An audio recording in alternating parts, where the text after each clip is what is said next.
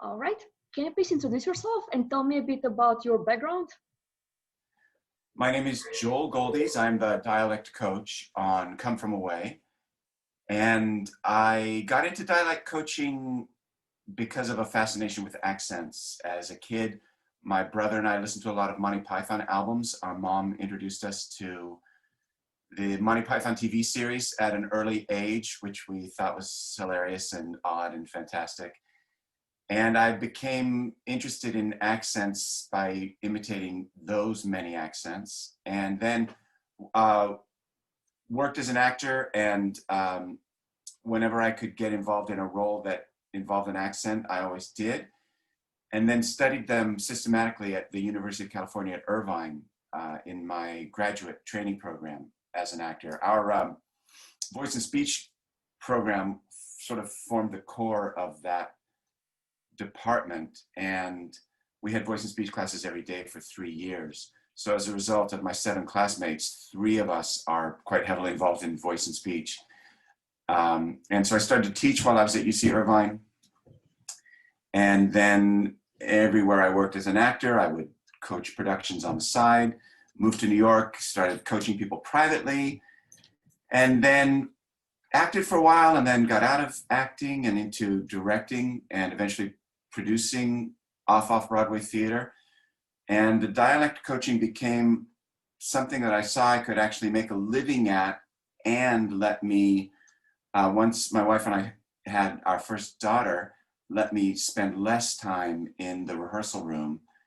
So it worked out very well that I could be involved in theater and yet be less involved, so that I didn't have to be there for every rehearsal and more. And then we moved, my wife and older daughter and I moved back to California, which is where I grew up. And I got a call to coach a couple of plays at La Jolla Playhouse. This was in maybe 2001, I think, yeah. And sort of built a relationship with them, and then coached in lots of theaters around Los Angeles, and eventually started to work my way into TV and film. And so that's what I do now on a more limited basis in the pandemic, of course, because the entertainment industry has largely shut down. But there have been people that want to address accent issues all the way along. So I've always had a private practice that I've done online for probably 20 years. So I'm very accustomed to Zoom, and it's made things easier in terms of promoting Zoom, because it's the only option now. So that's worked very well in my favor. And I'm able to add my iPad into sessions so I can make notes on a script while I'm working with an actor that they can see in real time. And then I send them the notes when I'm done. It shortcuts the process, makes it much, much faster. So that has, that's what's led me to this moment in time. Let's talk about Come From Away. When and how did you become involved in this show? I had done a few days on Memphis at La Jolla Playhouse. I guess that's about 9 or 10 years ago. I'm really not sure of the time frame. I don't remember the year. So I had worked with Chris Ashley a bit on that and been there for a few other shows, and then got a call, was on a list of several dialect coaches they were looking at to come in and help with the first actual production, which was at La Jolla Playhouse, where Chris is the artistic director. Oh, sorry. And so we had this rather complex negotiation. I was aware that the show was going to Seattle Rep as a co-production when it left La Jolla, and had never heard of a dialect coach traveling with a show. So I was very clear about licensing my material only to the La Jolla production. And so I went down and stayed in La Jolla for several days early in rehearsal. And then we actually evolved this method that we continue to use to this day, in which, to save them having to bring me down to La Jolla and put me up and feed me and so forth, they would record the audio from the show and send it to me. Then I listened to it and record notes, as well as making notes in the script, and send those back to the cast for them to listen to and look at. And then I went down to see a couple of previews and take notes on those. And then I thought I was done. And it, of course, opened to great acclaim. And they all went up to Seattle. And then I got a call from Seattle rep saying, would you come up and join us for a few days to work on the show here? Which, of course, I was glad to do. And one outgrowth of that time in Seattle was that we realized it would be a really great idea to have the characters sing in their Gander, Newfoundland accents when they are those characters, to help the audience further differentiate the characters. Because I think, as Kenny, one of the lead producers, says, I think he's counted 84 different characters in the show. So it's very helpful for the audience to have as many clues as possible as to who is who at any given moment. So in Seattle, we started to do that, where we would add the Gander accent to the songs, which, as I say, we hadn't done in La Jolla. And in hindsight, I realized that the show was so much in development in La Jolla that the cast was absolutely maxed out in terms of taking in information and what they could assimilate. As an example, I didn't know this until later, but I think I saw a preview. I think I saw the first preview, and they had added a song in that afternoon. They had changed the opening completely. And then the creative team decided that it didn't work well in that rehearsal before the first preview. So they cut the whole thing again, and the cast had to go back to what they were doing, you know, the previous Sunday night, I guess, was their previous run through. So because things were so much in development and there was so much going on, it just hadn't even occurred to us to put the accent into the singing. And that turned out to work extremely well. So while I was working on the show in Seattle, it was announced that the show would go to Broadway with stops in Washington, D.C., then a little exhibition sort of show in Gander, and then the run in Toronto previous to opening on Broadway. And then I was brought to Ford's Theatre. It turned out a couple of times to work on the show there. And then we did a deal that included Toronto and the New York production. Unfortunately, I didn't get to go to Gander, so I missed all of that. But I've been there for everything else, and then every production subsequently in London and Australia. So I've been to London and Dublin, which is fantastic. London I think four times, and Dublin once, and then to Australia for a week a year ago, June, which was fantastic. So it's been an unbelievable blessing. And as I say, I had never heard of a dialect coach being brought along to work on a show through its entire life. And I'm very thankful that the creators, David and Irene, and the producers, the Junkyard Dogs, all feel strongly that the accents are critical enough to the nature of the piece that they feel that they need to give the accents this kind of attention. So I'm very grateful, and it's been an opportunity that's just been unlike anything I've ever done, certainly in theater. I never expected that to happen in theater.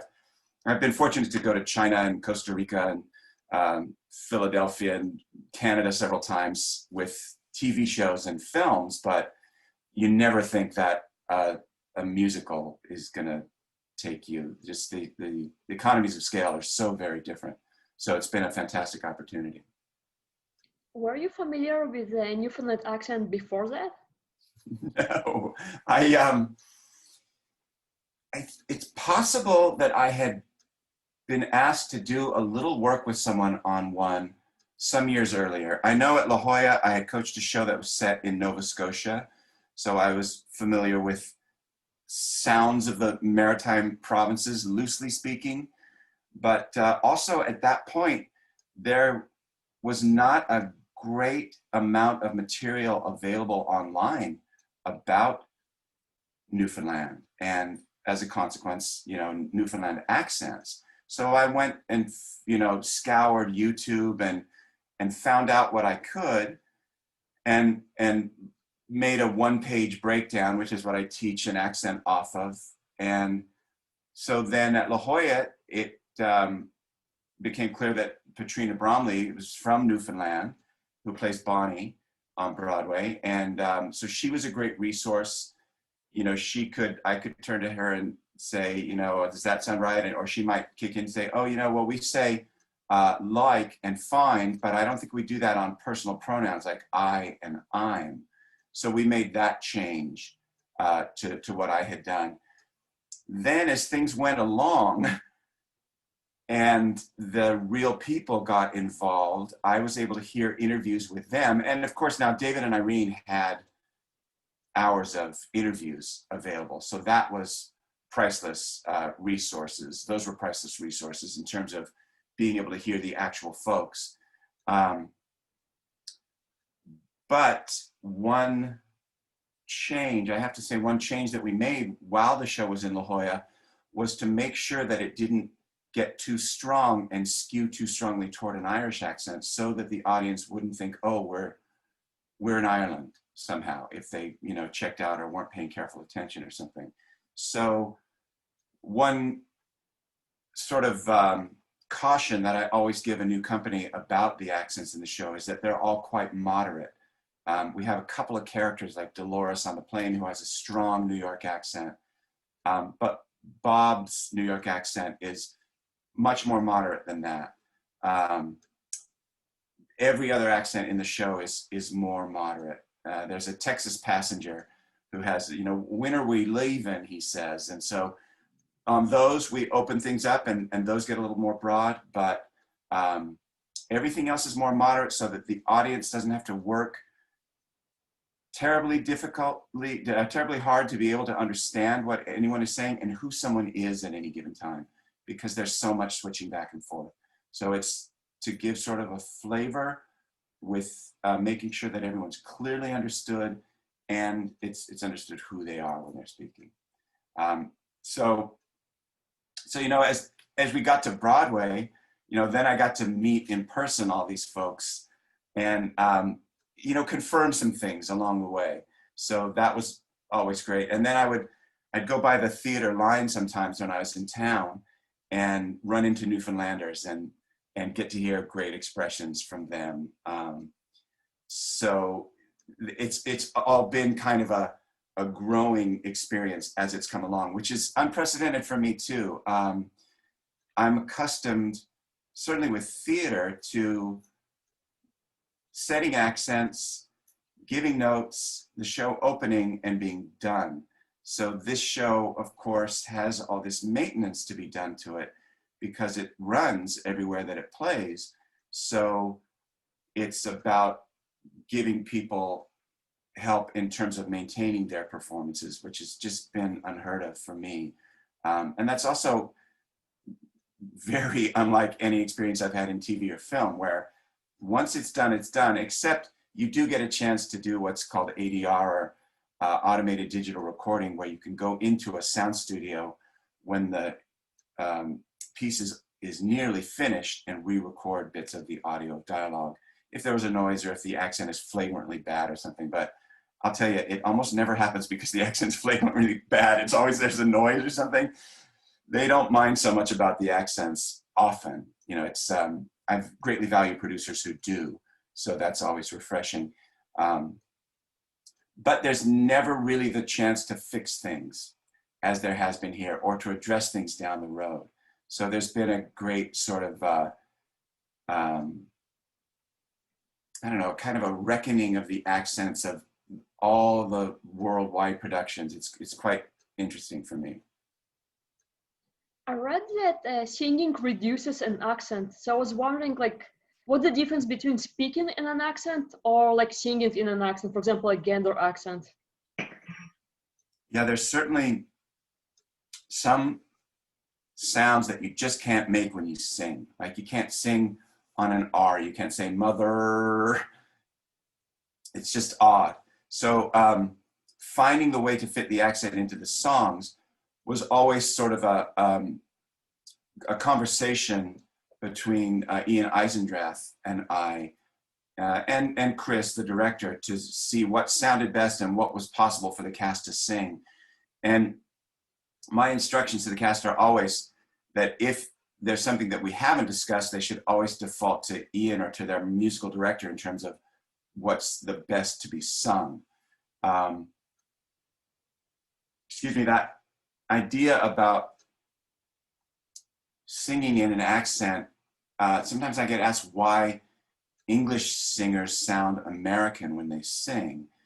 And I've thought about this a lot, and I think one reason is that, of course, the US is such a big market that singers play toward the American sound.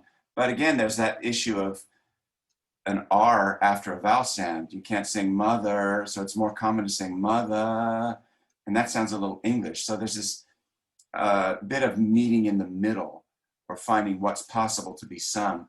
And sometimes people say to me, you know, the Beatles sound American when they sing. Well, if you listen carefully to their songs, you can hear little Liverpool things and London things creep out. So you do hear that, and I don't think they made any effort to hide those things. It's just, you know, a lot of their sound was inspired by Americans in the early 60s. So they were singing like those Americans, I think, to begin with. So yeah, it's a tricky path to follow, but it becomes kind of obvious when you hear someone sing something. It often sounds just completely wrong if I'm trying to impose an accent sound there. So it's easy to scale that back. It becomes very obvious what to scale back. Why did you decide to use a different British dialects for some characters like Nick and the British Airlines pilot? So sorry, different from each other, or? Yeah, like Nick sounds more like upper class English accent. Yeah, it's funny you should ask that, because I thought about that as I was talking about the DC production, because Lee, the actor who originated Nick, had asked Chris Ashley if he could make Nick a little more sort of working class, not working class, but sort of middle class sounding. I don't know if you've interviewed Nick Marson, but his accent isn't quite what Nick's is in the show. And I have to say, you could probably say the same thing with every character in the show, that the character sounds a bit different, or sometimes broadly different from how the actual person does. With Beverly Bass, we've expanded things to sort of shorthand more of a sort of a Dallas-based Texas accent. Beverly grew up in Florida, and then she went to school in Fort Worth. So her accent is it's not as strong as what we hear in the show. Chris preferred, I think, for just the shape of the show and the entire picture, that Nick's sound be a little higher in class. So that's what we've done with him everywhere in the world. So that's the London accent, the London production included. So that was a decision that I didn't really make. You know, it was a decision that Chris made, and that we've just made sure to follow all the way along. And you know, that's really what I'm there to do, is to serve the needs of the production. So it's often less about what I want it to be and what makes sense for the production. Early on, there was an Australian passenger on the plane who had one line, and then we decided, well, it's a little hard for the audience to grasp in one line that this is an Australian character. So let's just have that be American. And there were similar choices. One thing that came up frequently in the first production was, what other accents are available to us to use for plane passengers that will distinguish them from Gander and have them sound like they're from somewhere across the US without it being confusing to the audience. And so we rejected Chicago and Minnesota places in the upper Midwest in which there are a lot of sound similarities to the Gander accent for that very reason, because it could have been confusing. At one point in one production, I went to an actor and said, "Now this Boston accent that you're doing," and they said, "Oh no, that's New York." And I said, oh, well, if it's New York, then you ought to be saying this, this, and this. And they said, "Oh, okay." And so then it became a more clear New York accent. So there are little things, and sometimes there are decisions that are made while I'm not in the room. You know, I'll only visit a company, in the case of Australia, just that one time for a week. More traditionally in the States or in North America, 3 or 4 times. So there's a lot that happens in between. And then I might hear the result of a conversation that happened the previous week and not know, oh, why is that person using this accent? And I'll give them the note and they say, oh no, we changed that. So then I just, you know, of course, make my own accommodation to that. So it's a huge organic beast, and it, to a certain degree, it has a life of its own, and things change. The character Joey, who sings, "Meanwhile on our plane, we didn't have a clue. There's nothing left to do," and he brings out the booze from the airline pilot. That character became English, kind of working class English in the West End production, and then that character is Australian in the Australian production.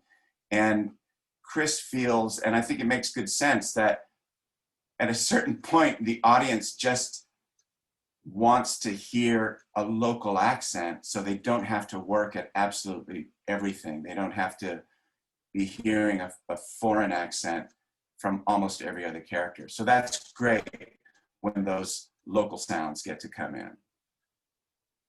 What's the difference between accents and dialects? So for my money, the two terms are used interchangeably. Dialect truly means word differences. So in some parts of the US, they'll call a soda a pop, for instance. Or in Boston, they call a water fountain a bubbler. So those are dialect differences, strictly speaking. But, you know, I call myself a dialect coach. I do accent coaching. That distinction is lost in this world. So for linguists, I think the two terms have more separate meanings, but in this world, they really mean the same thing. People often struggle to hear sounds that are not used in their mother tongue. So I was wondering, how do you demonstrate sound difference to an actor? Yeah, do you use like vowel chart or something like that? Yeah, exactly. I'm just reaching for the most, here, I think this one will be the easiest to see. So, okay, I'm gonna put it down for a second to say, yeah, you're absolutely right. We all have difficulty hearing sounds that we don't use in our original accent or language. But once you can be shown how to make the sound, then I think what happens is that new neural pathways start to open in your brain. So whereas your brain was filtering these sounds out before and interpreting what you heard through the sounds of your mother tongue, as you say, there are now these new neural pathways that form to allow you to hear new sounds, so your sense of hearing changes. And I hear this from clients all the time, and it's very exciting because they'll come back to me. During our first session, they'll say often, "Oh, I've never heard that before," or "No one's ever said that to me," or "I've never heard that sound before." And then as we start to address individual sounds, they'll come to the second, third, or fourth session. They'll say, "Oh, I'm starting to hear sounds that I've never heard before." And that's what creates an accent. I mean, someone can be in a new place for 10, 30, 40, 50 years and never hear these new sounds because their brain is filtering them out. But if there's a compelling reason to change their accent, like, you know, if it's for a professional reason, like let's say they have a lot of phone contact and they find they're having trouble being understood on the phone, or they're an actor and they need to learn to do different accents, or they do a lot of public speaking and they have trouble being understood. I have one client he's a OB-GYN, an obstetrician gynecologist. And he's from Iran originally, and he had trouble making himself understood in emergent situations. So if he were giving orders, he wanted to be certain that they were understood very clearly. So we've been working for a while, and he's found that's really changed in his ability to be understood. So with consonants, things touch in your mouth and move apart from each other. So like if you make a B sound, but your lips come together and move apart. If you make a G sound like G, the back of your tongue hits the roof of your mouth and then explodes away. So consonants are generally easier to address because there's something concrete physically going on that you can feel. So it's easier to talk about those things. With the vowels, it's a little more nebulous because the working part of the tongue doesn't touch anything. So we become very reliant upon the ability to hear. And that's fallible in terms of hearing sounds in different languages, as we've talked about, because the brain tends to control that. So here, I'll give you an example. This thing fits in your mouth. I'm not sure how well you can see. That's a vague suggestion of lips and teeth. This would be lower lips and teeth. So here's a smaller version. This thing would fit in my mouth right in the middle, sideways, right? And this shows where a certain part of the tongue moves in the mouth to make the various vowel sounds that we use. And that's what we do to change vowel sounds, is we move our tongue around our mouth. That changes the shape of the mouth cavity, and that changes the vowel sound. So a sound that differs in, I believe, in Russian, in Hebrew, in Japanese, in Spanish, in French. There's a sound that's used, which I call a pure A sound. It's confusingly represented in phonetics with this lowercase e, but that stands for the sound A, like in the French word café. So that's heard at the end of that word. In an American accent, we never use that sound on its own. We would couple it with a little bit of this sound I, and that becomes what's called a diphthong, the di part meaning two. So that's two vowels that are sounded as one syllable. Americans would say A, and the second part of the diphthong is always half the length of the first part. So we'd say say or day.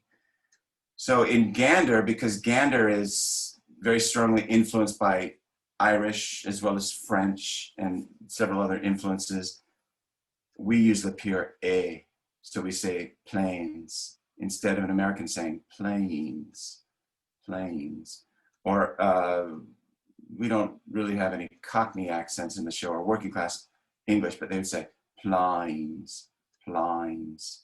And in the South, Beverly and Diane, the Texas passenger, they do a version of plines. So you start from the middle of the mouth, this relaxed sound, and you go plines. So it's changing diphthongs, or it's taking a diphthong away for the Gander accent and just using the pure vowel A. So we also have a character from Uganda, character from Egypt. They would also use this pure A instead of doing AE. So again, with commonalities between how different language bases come to English, it creates challenges for the actors to differentiate their characters so that they make sure that the Gander doesn't cross over with the Ugandan or the Egyptian. There's one, it's a downfall of the actor playing Beverly, who's in the South. Instead of using the diphthong I, we'd say hi or right. You just use the first part of that diphthong. So you'd say hi and right. So we'd say I and I'm for Texas. For Gander, we do a version of Irish. Strong Irish would be I or right. For Gander, we sort of do I and right. When that actor playing the Beverly Annette track returns to Gander after being Beverly for a while doing this, it's very common that they get stuck with these I diphthong changes and they just say and right instead of I and right, or right and find would be more appropriate without using that pronoun. So you don't want Annette to be saying, I did that or something. because then the audience goes, whoa, whoa, who's that Southerner suddenly? And if there's not a costume change, particularly, it's challenging for the audience. Can be very tricky. Oh, that's so interesting. Thanks. We are running out of time. Is there anything else you would like to talk about?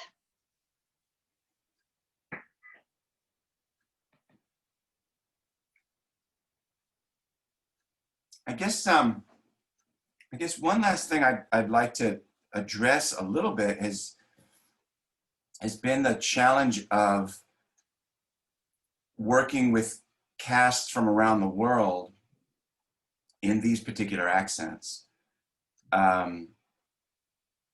The English and Australian casts have diverse backgrounds.